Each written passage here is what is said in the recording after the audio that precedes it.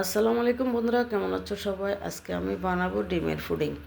তো এখানে আমি 1 কেজি দুধকে জাল দিয়ে আধা কেজি করে নিয়েছি, আর এখানে 1 কাপ পরিমাণ পাউডার দুধ দিয়ে দিয়েছি, আর দিয়েছি এখানে 8টা হাঁসের ডিম। তো এগুলো সবগুলো আমি বিট করে নিয়েছি।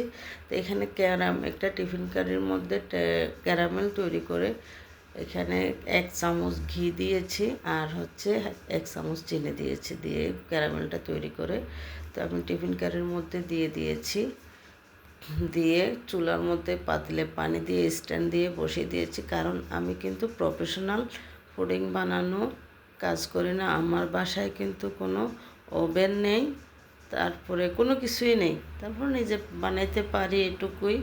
তো বানাই শেয়ার করলাম তোমাদেরকে। দেখো, ফাইনালি আমার 45 মিনিট পর পুরোপুরি এই যে এরকম হয়েছে। তো কেমন লাগলো আমার এই পুডিং বানানোটা? যদি তোমাদের ভালো লাগে প্লিজ লাইক কমেন্ট শেয়ার করে ফলো দিয়ে সাথে থেকো। আর কী ধরনের ডেজার্ট তোমরা দেখতে চাও তো সেটা আমাকে কমেন্ট করে জানাবে, আমি চেষ্টা করব তোমাদেরকে বানিয়ে দেওয়ার জন্য, দেখানোর জন্য।